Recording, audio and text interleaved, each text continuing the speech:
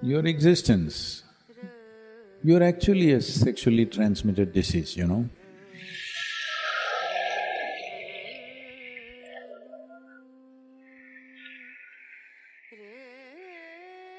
It is the basics of life, you are born because of that, I'm saying.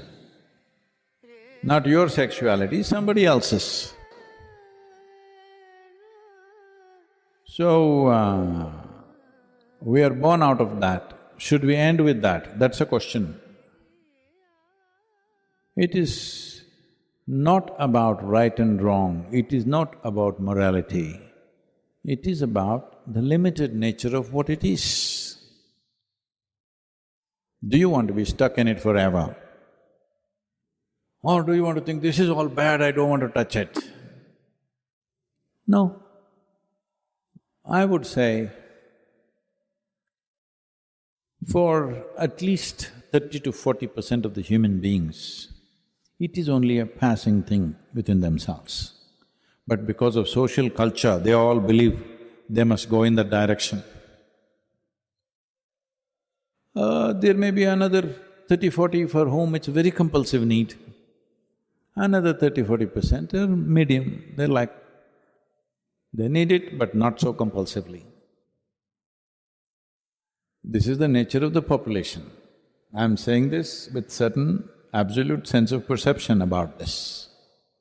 Not everybody is on it all the time, but today society is cultivating them like this. If you're not it, you're not normal. So, what you're essentially saying is, all the yogis of the past were not normal, Gautam Buddha was not normal, nobody was normal except those who are on the pornography sites. Nobody's normal. No, this is highly exaggerated sense of physicality. There is a physical body, it has come into existence only because of somebody's sexuality, isn't it? So, sex as a fundamental instinct in the body is one thing, it residing in your mind is another thing. That is happening because of a certain level of culture around you. That is happening because of somebody told you it is a sin, you should not think about it. It is just that there is a dignified way of conducting it. For that we created institutions, we created a certain level of commitment, because there is a fundamental need within a human being to conduct every aspect of our life with some sense of aesthetic, otherwise we will feel like animals. See, we eat, we can eat like this. When you're very hungry, you become like an animal. If you've not eaten for 5 days, you will eat like that with both hands. Like how… have you seen how a hungry dog will eat? Like that. A human being also will behave like that when the need becomes like that. Now, the same… but now we learn to sit properly. When you're very hungry, Sahana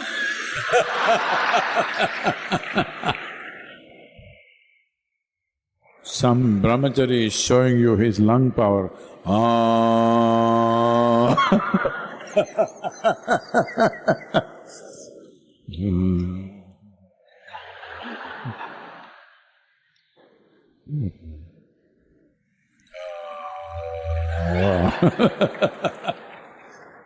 You would have done 3 ohms by the time he finishes om.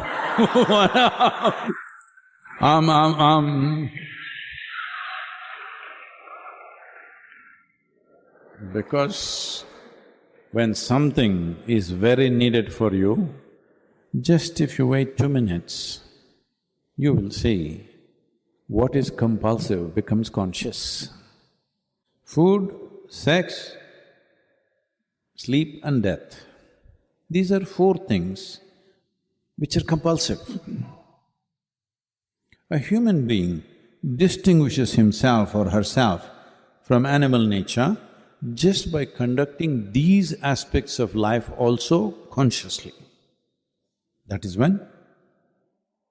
If you do these things like any other creature on the planet, the moment you see somebody like that, you say, "Oh, he's like animal," isn't it? So, instinctually, there is a certain compulsiveness, but you have an intelligence which can make you conscious and conduct that aspect of life consciously. If you don't do that, then you see every day you're hearing about rapes and brutality and all kinds of things. It's the same desire he has that any other man has, but he cannot conduct it in an aesthetically correct way, in a dignified way, that his compulsions overtake his intelligence. So, first thing is, leave this nonsense about it being a sin, it being wrong, morality. That's not the point. The important thing to understand is the limited nature of what it is. There are many people who cannot stop eating. Hello?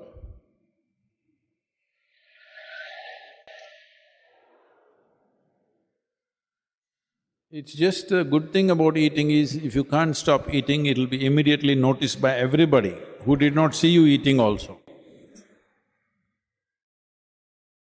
Similarly, there are some people with sexuality, there are some people who fall asleep wherever they are.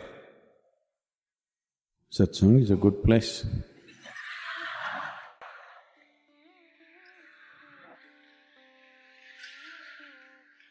Happening, it's okay. So, this is the fundamental thing. These basic instincts that we have in our bodies of food, sex, sleep and death, when you conduct these four things consciously, that is when you are a human being, including death, I'm saying.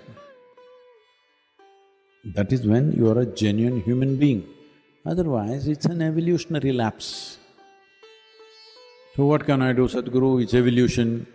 No, that is the whole thing. Once you become a human being, evolution is by choice. Will you evolve or will you not? When you were a monkey, you did not choose to become human, but once you become a human being, what kind of human being do I want to be is your choice. At a certain moment of compulsion, you may think, I don't have choice. No, you have choice. You have not learned how to exercise that choice. Still instincts are there, but you can conduct it by choice, not by compulsion. That's the difference. All of you are born out of sex, but should you live for this for the rest of your life? This is a choice. This is a choice. It is an element of your body, it is not the whole of it. It is an element of who you are, it is not the entirety of who you are. Essentially, it is a longing. What we long for can be transformed, isn't it? When you were a child, you were longing for a peppermint. As you grow up, you long for something else. Right now, you're a young adult, you're longing for something. But longings keep changing, isn't it? This longing, will it change by the compulsions of time, or will it change by choice, by conscious choice? It is not about, you must give up this, you must give up that, you must become like this, you must become like that. There are also ways for that. That one who wants to transcend can transcend. It is not a giving up. If you transcend, you are free from everything. But the most important thing is, even when you're in it, are you a conscious choice or are you a compulsive animal? This is the thing, because the essential difference between a human being and animal is their instinctive reaction to life. We are a conscious response to life. Exercise that. It's all right, you don't have to feel guilty, you don't have to feel, oh, I'm sexually driven, so I'm not spiritual. You're driven, so you can make it into a spiritual process. Instead of being driven, if you become the driver, that is the spiritual process. You want to be driven by something or you want to be the driver? If you are the driver, that is the spiritual process. Namaskaram. People who are in a certain state of sadhana, which is referred to as the Ritambara Prajna, may hear sounds beyond its spectrum. Pranamaya kosha is made up of 72,000 nadis, 108 active energy centers in the body are chakras in the body. This dimension of allowing the human system to evolve to its ultimate possibility by using these 108 sounds is called as Nada Yoga. Today it is common scientific knowledge that the whole existence is a reverberation of energy. Or in other words, the whole existence is oscillating between being physical existence and being a vibration. So the source of all that's physical in the existence today, as per modern science, is a reverberation or a vibration.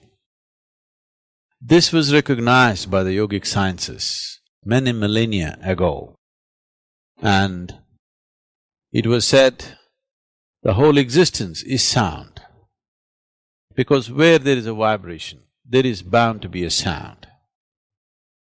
Vibration is only a description, but in human experience, all vibrations, we experience them as sounds. Among the vibrations that happen in the existence, not all of it is right now available to the human ear. The spectrum of sounds that the reverberations of creation throws out is not fully available to the human ear. Only a small band of frequency is available. This we call as the sonic sounds. What is above or over that is called ultrasonic. What is below is subsonic. Both the subsonic and the ultrasonic sounds are not available to the human ear unless a human being strives, has the necessary sadhana to go beyond these limitations of a small band of frequencies.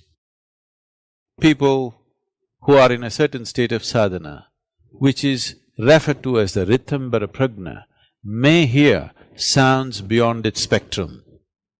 Otherwise, most human beings are limited to this small band of frequencies. What we refer to as music is a more refined arrangement of these sounds that the creation is already making. The Indian classical music particularly comes from a very deep understanding of the human system, because all our experience of life is essentially happening within us. Light and darkness is happening within us, sound and silence is happening within us, joy and misery is happening within us, agony and ecstasy is happening within us. Every human experience happens only within ourselves, never outside of ourselves. Because we are the basis of our experience, everything that we do is based upon the nature of the self. Because of this, the music identified certain dimensions of the body which are responsive to the sounds that we generate or the sounds that come towards us. The human system being seen as 5 koshas or 5 sheets or layers of body, the Annamaya kosha, the Manomaya kosha, Pranamaya kosha, Vijnanamaya kosha and Anandamaya kosha. Among these 5, Pranamaya kosha is the most significant one. Pranamaya kosha is made up of 72,000 nadis, which meet and redistribute in 114 significant ways, or there are 114 junction boxes in the human system. Of these, 2 are outside the physical nature and 112 are within. Out of these 112, 4 are dormant to a large extent.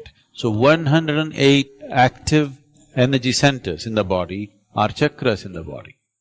Based on this, these 108 are divided on the right and the left in the form of Ida and Pingala they're divided as 54 each. Based on this, we formed a Sanskrit alphabet of 54 sounds. These 54 sounds in two manifestations are feminine and masculine, we have 108. These 108 sounds, these 54 in two different shades or two different manifestations amounting to 108 has a significance, and the whole music system evolved out of these 108.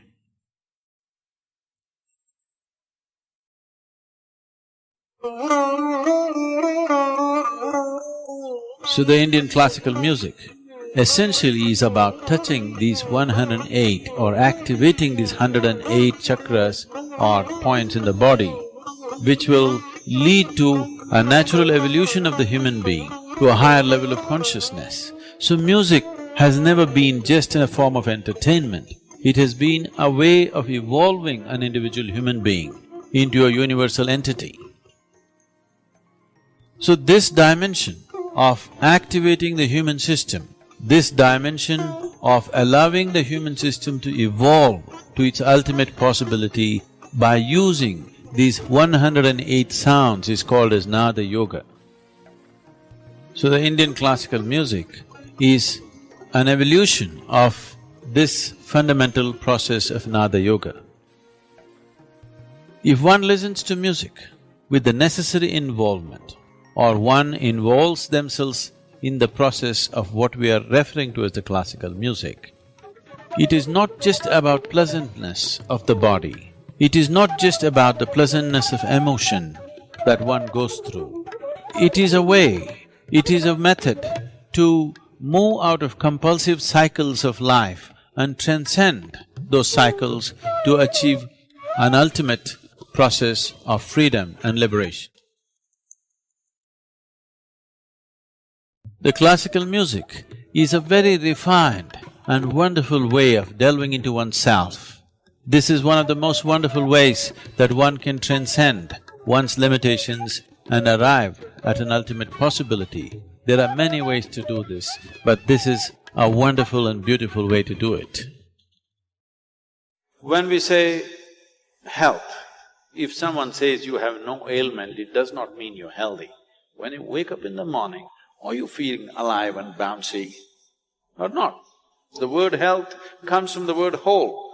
You must have a certain sense of wholeness of body, mind, energy and the fundamental nature of your existence. If all these things are in alignment, now when you wake up in the morning, you feel like you're just born. If this happens to you, that means you're healthy. One simple thing all you girls can do is just bring 40 to 50% of the food in its raw form, that means it's alive. It must be a live cell, it can be a vegetable, it can be a fruit, it can be a nut, it can be sprouted gram. At least 40 to 50%, the food that you eat must be alive.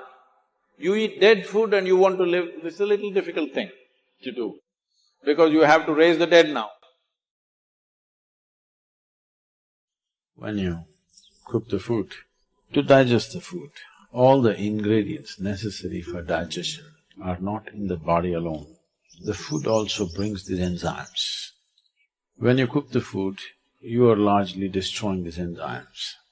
Minus the enzymes when you eat, now the body has to struggle to reconstruct that part that has been destroyed, and then only it can digest. Normally, first 1.5 hours after eating, it tends to take the body down. After that, slowly, it recovers. Have you noticed this? So food is for energy, but we are making the food in such a way that it takes away energy in the first 1.5 hours. Only after that, slowly, it comes back. Anyway, however good your digestive process is, still you can never reconstitute all the enzymes that we have destroyed by cooking. Only partly we can do that. If your digestive process is very strong and good, you reconstitute about 40 to 50% of what's been destroyed. If it is a little timid kind of digestion, it's much less. So whichever way, if you're eating cooked food, 50 to 60% of the food that you're eating is generally going waste. But the body has to still process that. And the amount of energy that it spends and the amount of trauma that it goes through is very big.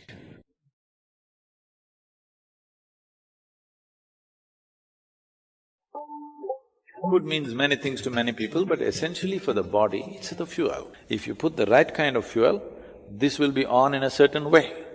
If you put the wrong kind of fuel, somehow it will manage. I'm not telling you eat this way, eat that way, just experiment and see, all right? Just experiment and see. Tonight if you go, instead of eating whatever cooked food, just eat fruits and see, tomorrow morning you will not need an alarm bell, you will wake up before the alarm bell. And you will see all these eyes will not be sticking like this, like that, you wake up, instantly you're bright and alert. People do not know what it means to be at absolute ease within their body. 95% of the people do not know this, unfortunately. Because you put the wrong kind of fuel, you can keep this body like breeze. Simply, it goes ahead of you, you don't have to drag it wherever you go. It must float ahead of you. You can do this just putting the right kind of fuel. Your body should sleep, your mind should sleep, everything should sleep, but you must be awake. Every day, you have free enlightenment when you go to sleep. But the problem is you're unconscious. You master your mortality if you just manage to stay awake when you slip into sleep.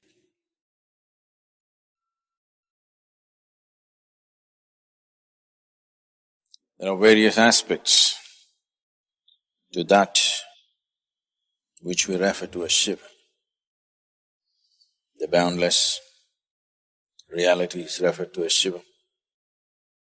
The greatest of the yogis has been referred to as Shiva. His dance is referred to as Shiva, his music is referred to as Shiva. His stillness is referred to as Shiva. But of all this, he being a yogi is of the greatest importance in terms of opening up a door of possibility for every other human being. Somebody may be many things, but for the world, that dimension which is a possibility for the world is the most important thing. So he being a yogi is the most important thing. Being a yogi means many things. One aspect of a yogi is that he sleeps in his wakefulness and is awake in his sleep.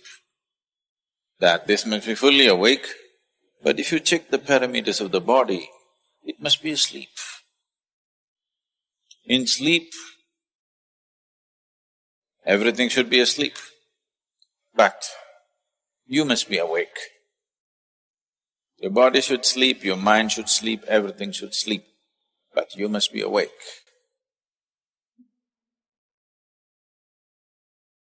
When you fast asleep, you are in perfect tune with the existence, one with the existence, isn't it? Nature has given you this. If you've forgotten, every day when you go to sleep, it makes you one with the existence.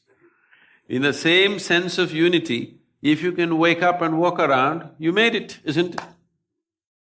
Every day, you have free enlightenment when you go to sleep. But the problem is you're unconscious. So the sadhana essentially is just this, that from wakefulness when you go to sleep, a certain part of you goes to sleep, a certain part of you, if it still stays awake, then you made it. Otherwise, when you wake up, a certain part of you still continues to sleep, then you made it.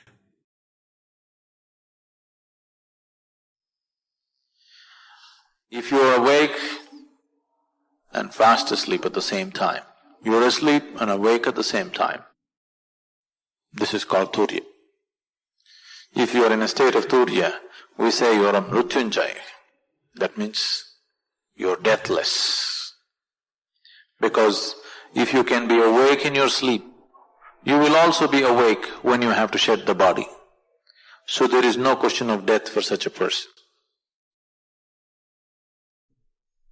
Because life and death are happening at the same time. It is only the ignorant who think, right now I'm alive and one day I will die. No, both are happening at the same time. They are not two different things actually. Only for the sake of understanding, we have to divide them. Otherwise, it's just life and life. One dimension of life and another dimension of life. So this sensation between… from one dimension of life to another becomes an easy doorway. Every day you have this doorway available to you, that is, between wakefulness and sleep is as good as life and death. If you know how to exploit this doorway, if you stay alert till that last moment, do you ever know when you actually slept off? You think you're there, but after some time, you don't know when you slept. If you can take yourself to that moment, it's as good as being conscious at the moment of death. You master your mortality if you just manage to stay awake when you slip into sleep. See, this is an opportunity for you. The best preparation for death is make an attempt to try to fall asleep consciously. Instead of drifting away, if you shift from wakefulness to sleep consciously, death will become a play. So, the moment of sleep is a tremendous opportunity. If you sleep in a certain way, tomorrow morning when you wake up, you can be significantly one notch up. Every day you have this opportunity to practice death. If you can manage that moment, like, you can do this consciously, right? Just like that, from wakefulness to sleep. If you can do it that way, that's it, you're Mrutyunjay. See, speech is a special gift to a human being. In terms of the complexity of what a human being can utter, no other creature can do this. Well, an elephant can trumpet louder than us. It can have you paralyzed. If it comes and trumpets anywhere near you, it'll have you paralyzed just with sheer sound. A lion can roar, birds can do so many things. But no creature is capable of coming out with the complexity with which we can utter. The languages were consciously created so that simple utterance of the language will purify the system. Sanskrit language was created like this, so most of us probably are speaking in English language most of the time. Of all the… not necessarily of all the languages, compared to the Indian languages, the vernacular languages, or compared to Spanish or Latin or even Chinese or whatever, English language has the minimum range of sounds, very minimum. This is why, right from your birth, if you're speaking only English language, you find it so difficult to utter some other mantra or some other language, because you're using a very minimum range of expression. So the more minimalistic the range of sounds that you utter happens, the less vak-shuddhi you have. So now you have to fix it by a certain active awareness and volition. One is the sound, another is the intention of the sound. You can say, "Hey," out of great love, or you can say, "Hey," out of something else. Now, both of them will not produce the same impact on the system, because the volition of the action is the important or the major part of the karmic process is in the volition, not in the action. Similarly, major part of the karma is in the volition, not in the sound. But if the sounds were scientifically structured, as in the mantras and in Sanskrit language, then even without much awareness, if you utter, still you would benefit, simply because of the nature of the arrangement of sounds. But now we are speaking languages which are no more made like that. So it is best to handle it with intention. I think many times I have told you about this lady who came out of a concentration camp during the World War II, and she took a vow, you know. So just took a vow, if I speak to somebody now, if this happens to be my last, it could be. If this happens to be my last words to this person, how I would utter this? Like that I will utter to whoever I speak. It's a fantastic way of fixing your vak shuddhi. Vak shuddhi means cleansing the sounds that you utter. To become conscious of the sounds, the science of sounds and the impact that this has on us and how to come to this, it is a phenomenal thing, it's not going to happen in a lifetime to understand. This is Nada Yoga. It takes a whole lot of things. So for that, to do Nada Yoga, you have a chant, if you keep it going whenever.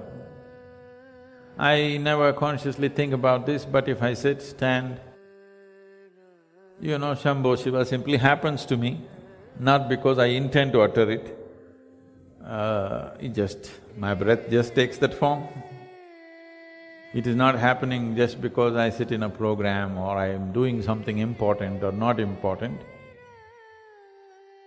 You can just bring it into your life like that.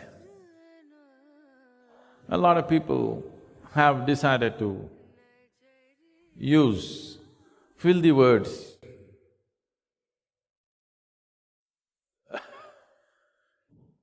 in their conversations, or these days particularly I'm seeing the youth in United States trying to form a whole sentence with just one word. No. I see a whole lot of people in India also have picked these things up, and when they utter these words, people keep on saying, "Shit, shit." I keep reminding, "Please don't do it here, please don't do it here." So this is one way of bringing the right kind of reverberation in the system. Why this is important is, if you simply become silent within yourself, there is no better way, it is the ultimate way.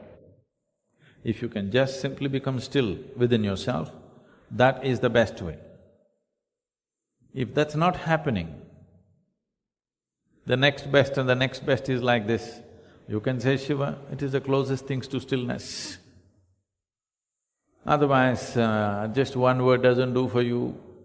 You can have a little more elaborate, you need a sing-song, you can do Brahmananda Swarupa, something, or whatever mantra you picked among those 5, 6 that are there. Whatever you resonate with, you just do that. Above all, to bring the right intention into every sound that you utter. If you bring the right intention into every single sound that you utter, these sounds will reverberate in a certain way within you. This foundation of the right kind of reverberation is necessary if you want to use this human system as a higher possibility. Otherwise, it will only drag behind you all the time. If you want this to be a bigger possibility, this must have a foundation of the right kind of reverberation, and vak shuddhi, or cleansing the sounds that you utter, is an important part of that. But if you can become utterly still, nothing like it. How do we keep faith, which you say is new to us, separate from politics? You have in the past, for example, I remember when Anna Hazare was launching his anti-corruption movement, you did come and applaud it, but you said that the Lokpal was not some magic wand. I remember you saying that. Do you believe that we are seeing a dangerous cocktail of faith and politics getting more and more mixed up? See, it is happening, I'm not saying no, but it's much less than ever before. Really? Yes. It seems to be much more than ever No, before. that's because of you. That's because if 10 people get beheaded in some remote part of Iraq, you make sure the blood spills into my sitting room because of that. Otherwise, you're sitting here now. Today, let's say 1,000 years ago we were sitting here, 1,000 people got killed in Iraq. We will sit here peacefully thinking world is going really great, springtime, everything is nice. So, this is because the dissemination of information, if 10 people get killed somewhere, it's a huge thing because it comes into our sitting rooms, bedrooms, dining room, everywhere there's a television. So it pours into our homes, so it is happening. So this is good because even a small thing looks magnified now in people's experience. But this has been happening always, it's happening at its lowest level now. Here and there it spurts up, which need to be controlled for sure. But what I see is, for the first time, for the very first time in the history of humanity, even if the numbers are not qualified because the population has increased, even in terms of percentages of people, how many people can think for themselves today is huge compared to what it was 100 years ago, 500 years ago, or 1,000 years ago, or 10,000 years ago. All these centuries, there would be one man in the village who thinks for you, who reads for you, who writes for you. You just have to do what you have to do, simple things. Today everybody is able to think for himself or herself. Now, human intellect is blossoming, I do not say it is blossoming in the right direction, with the right sense, no. Insanely it is blossoming, it doesn't matter, insanity will happen for some time, people will come to their senses. When something is new, they'll go crazy, after some time, they'll come to senses. Once human intellect blossoms sufficiently on the planet, then this looking upward for well-being will not make sense, believe me. Right now, from looking upward, slowly the world is tilting. In pursuit of human well-being, people were looking heavenward. Still many are, that's different. But a whole lot of people have started looking outward. So if you look heavenward, hallucinations will happen, wars will happen. Because my heaven and your heaven different, you know. None of the heavens have anything for women, you better know that. I'm definitely going to hell. Anyway… So you believe in heaven and hell? I was being facetious. Let me finish this. I was being facetious. I don't know if there is That's somebody fine. up there. That is fine. Is it a force? No, I'm is it saying an energy? Is that this inside thing me? about looking heavenward is slowly going away, and in pursuit of well-being, people are looking outward. This is ripping the planet apart. Human pursuit of well-being is just destroying the planet. Now, the fundamentals of what we are transmitting, the fundamentals of this culture, which is essentially rooted in the yogic culture, what you call as Indian culture or Hindu culture, is essentially a pure yogic science. In the form of culture, it finds many colors and distortions, which is what you're seeing as the Hindu culture or Indian culture, whatever you want to call it. But they're not interchangeable terms. What? Because we're a multi-religious country with many different cultures. I want you to understand, the word Hindu does not signify a religion. You ask them, do they worship one god if they're Hindus? In the same family, they're worshipping 25 gods. They don't know which is the god, so they're making sure worship everything just in case something will hit, okay?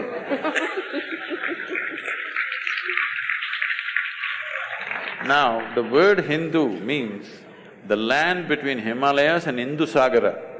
This land, this subcontinent is Hindu. All people who are born here are considered Hindu because it's a geographical identity. I know there's a whole political issue, if I speak like this, they say, oh, he's Hindu. No, I mean, people will tell you you're echoing the RSS chief. I don't know what he said, I'm not… He said all Indians are Hindus, and there was a huge political outcry over that. Okay, all Indians live between Himalayas and Indian Ocean. That's okay. Those who want to jump into the That's ocean… okay. If you live… see, this is a dialectical culture, it expresses things in a certain way. Between Himalayas and Indian Ocean, if you live, you are a Hindu. If you jump into the ocean and cross, you are a Lanka. So, I don't know what is the struggle about this. This is because there is such a narrow understanding of this. This is the debate we have to change in the country. Because somebody has absolute belief systems, we are trying to compare that to a culture where there is no such thing as belief. We have not ever been believers, we've always been seekers. This is a land where the highest value has never been God, always liberation, mukti. Freedom is the highest goal, God has never been the highest goal. So, you put this in the same box as something which just believes this is it or you're dead. Unfortunate. That's not the way to look at it. This is what we have to bring back. If we really value human freedom, you must bring back this seeking for liberation. I want to be free, not just from others, but from myself and my God and my heaven and everything. Because God has never been the goal in this culture. God is just another tool. When I use the word tool for a God, people get very hurt. They say, Sadhguru, don't say that, it hurts us. So that's okay. You come to the ashram, I'll give you some plumbing job, all right? That'll hurt more. No. No spanner, no winch, nothing. Use your fingers, nails, teeth, whatever. 3 days later, nails will be gone, half the teeth will be gone. Then I will give you a spanner. Will you worship the spanner or no? We are who we are. As human beings, we are who we are only because of our ability to use a tool. Otherwise, you're not even good as a dog. You can't even fight a dog, isn't it? So you're against organized religion? Quite clearly, if God is just a tool and faith is not the same as spirituality… I'm not saying I'm against this or that. All I'm saying is, I want human beings to come to this much. If you know something, you know it. If you don't know something, you don't know it. Everything that you do not know, you believe. This is a dangerous thing. Now, the fight on the planet is not between good and evil, this and that, no. One man's belief versus another man's belief. I'm saying, why the hell do you believe anything? Because you're essentially not straight enough to admit, I really don't know. I don't know people can't fight. I don't know, you don't know, can we fight? I know is a fight. I do not know is never a fight. I do not know is a way of seeking. If we do not establish this seeking in every human being, that every human being is longing to know, whether outside or inside, whatever, you are… because this is the nature of human intelligence, it can't sit quiet. It can only sit quiet if you freeze it with belief system. If you seal it with belief system, it can sit quiet. Otherwise, the very nature of this intelligence is it wants to know.